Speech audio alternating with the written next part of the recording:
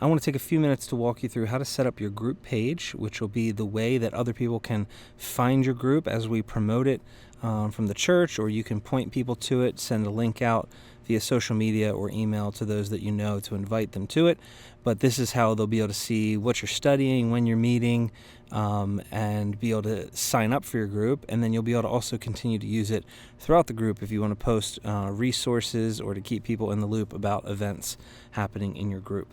The LH Groups team, will go ahead and create your group page for you. We'll get it started, and so we'll make you the leader of it, which will then that'll send you an email that looks something like this. Basically, it'll say you are now a leader of, and it'll kind of have a group name there that's related to you and what you're doing. So if you just go to the bottom here and you were to click that blue button, it's going to take you to a page here, the login page.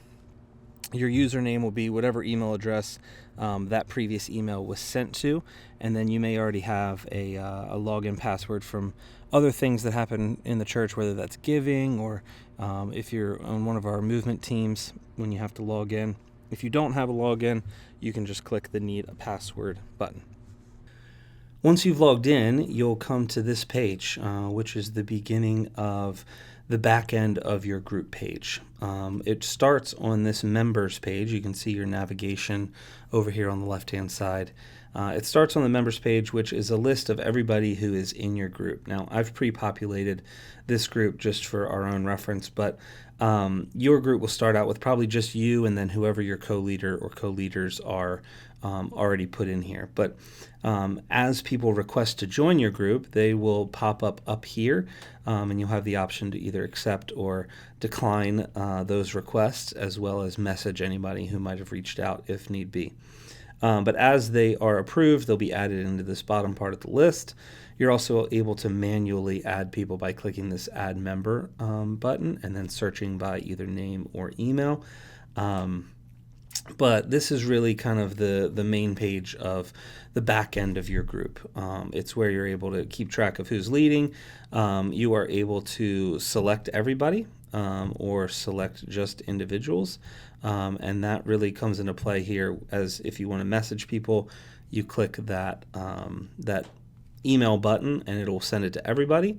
Or you can select just specific people, and if you select that, then it'll only send it to those couple people that you selected there. Everything else works there just like a normal message. As well, here you can select people and remove them from the group if need be. Really, the only time that happens is if maybe somebody signed up for your group and they haven't shown up, and you've reached out to them 2, maybe 3 times, and you haven't heard anything. Then go ahead and remove them from your group so that you can make sure you're keeping an accurate record of who's actually in your group. And if anybody else might be looking for a group, it'll show them that you have an open, you have availability within your group. So you want to keep good record of that. The next piece we want to look at here would be the settings section. So as you click here, we really need you to spend some time in here getting some things set up, because this sets up how your group will display to those looking for a group. So it's really important that all of these pieces are done and done accurately, because we can't post your group publicly until all of this is completed. So to begin with, this part will actually probably already be filled out for you. We usually create the name when we create your group page. But it follows a specific naming convention, which is important for us to be able to keep clarity on the group directory.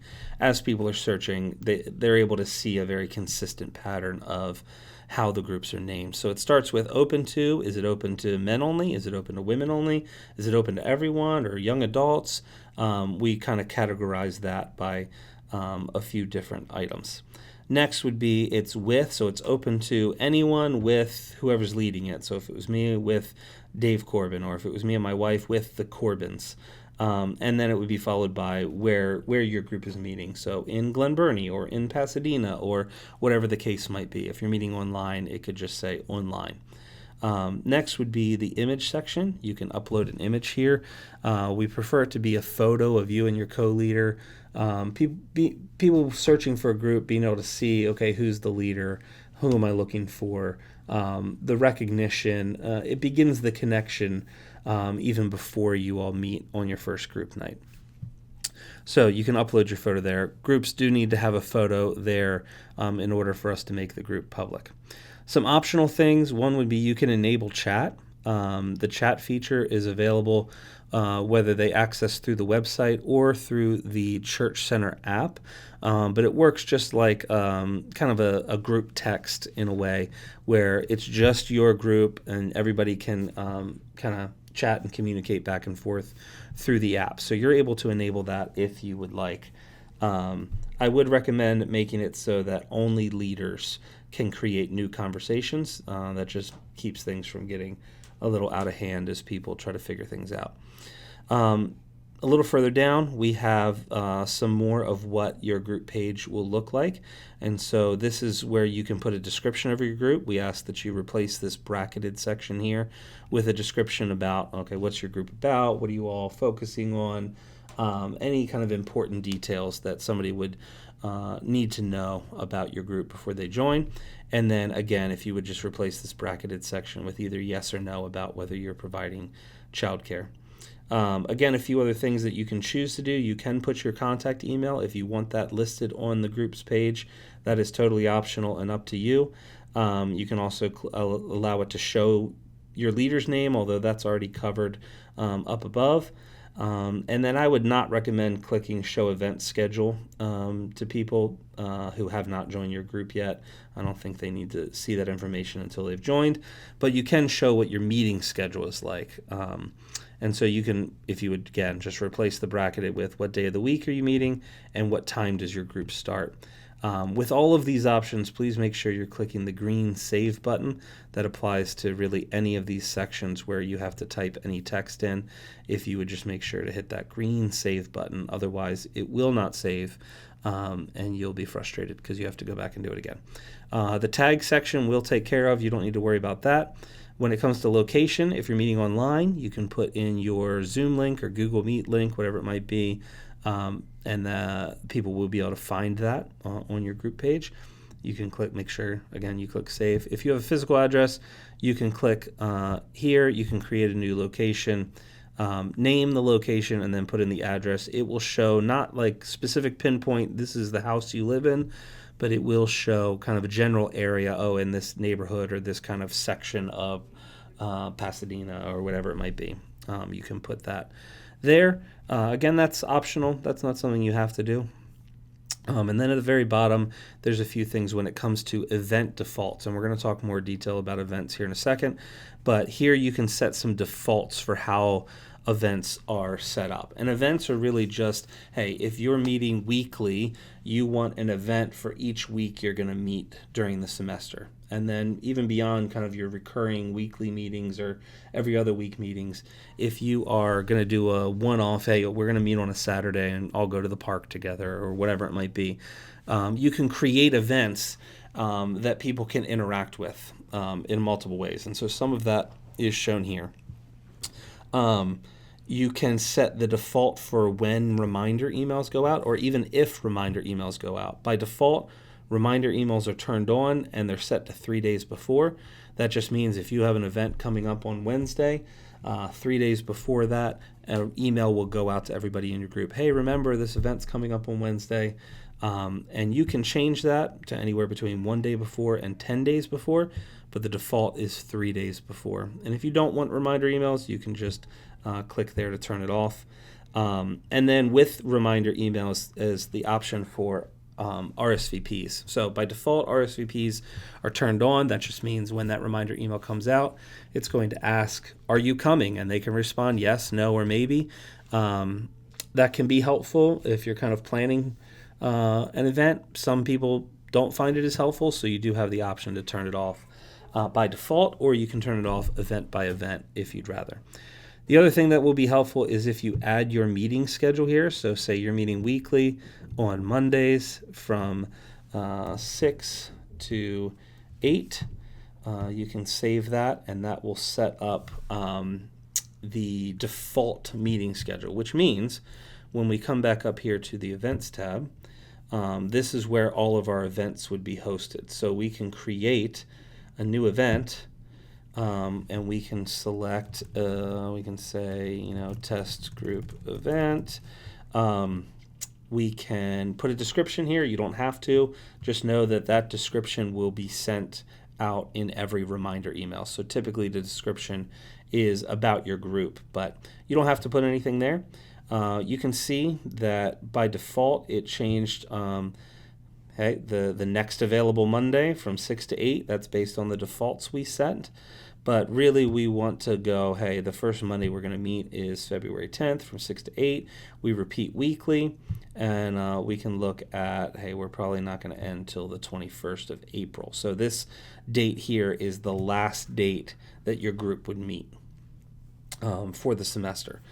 If you're doing, this is obviously only if you're doing a recurring group. If you're just trying to do a one-off event, you would select never, and it would just do an event for the day that you put here. Again, you can select the location you picked if you'd like, and here you can also edit the reminders again if you want them more frequent, if you don't want them at all, if you want RSVPs. That's totally up to you, but you can change that for the event. If you hit create event, it will create the event, and you'll see here that they're all created at 6 to 8 p.m. This is just showing us February. You can see them here. If I click over into March and April, it will show me all the events that have been created.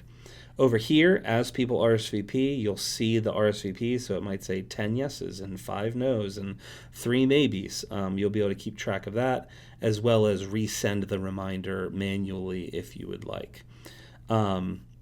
One of the main reasons we have you create events and really want to make sure those events are set up properly is one, for your organization and for clear communication with your group, so everybody has clear expectations, but also for the purposes of being able to take attendance. Attendance is really helpful for us to be able to track the health of a group, at least from that one metric. There's obviously many other ways we look at the health of a group, as well as just kind of the flow of a semester so that we can maybe better plan or better understand how groups work. We really need that attendance data. It really helps us in a lot of ways. So if you come to this attendance page, it will give you a column for each kind of meeting date that you have set up, as well as rows for each person in your group. About 10-15 minutes before whatever your group date is, so say on February 10th, about 10 minutes before 6 p.m. when my group's going to start, I'm going to get an email that asks me to take attendance. And really, I just click the link in the email. It's going to open up a screen that lists each of the members of my group with a checkbox next to them. I can check the box next to them to say that they attended. Maybe somebody new visited. There's a spot where you can enter a visitor, or you can add a new member. Maybe somebody's joining your group, but they haven't officially joined the page yet. You can add them through that screen. But taking attendance each week is really important. And if you miss that reminder, you don't get it beforehand, you can come here and take attendance. It would say something right here where it says take attendance, or you can refer back to that email. Again, click that same link. It'll take you to the page where you can take care of that. The last thing I want to look at here on this page is this resources tab.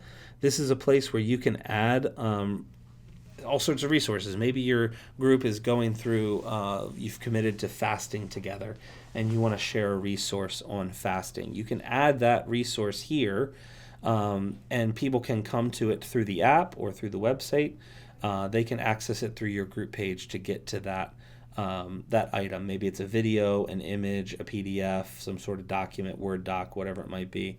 You're able to add those things here as kind of a database for people to refer back to throughout the course of your group.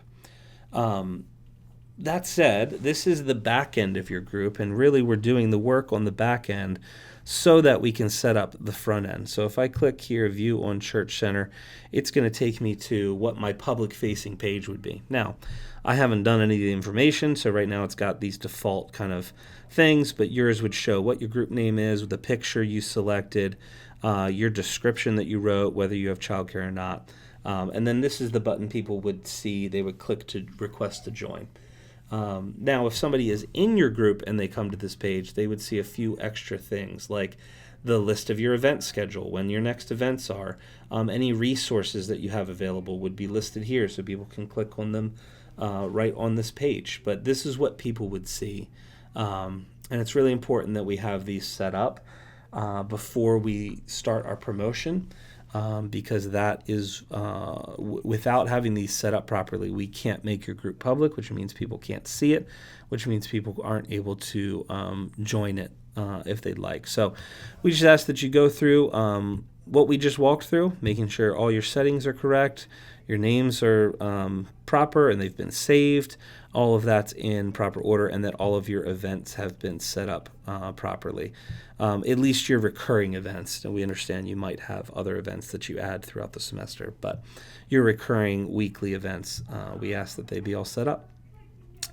That said, thank you so much for deciding to lead, and thank you so much for taking the time to watch this video and to get your page set up. If you do have any questions, feel free to reach out to us, groups@lighthouse.church. We would love to help you. Thank you again. Bye.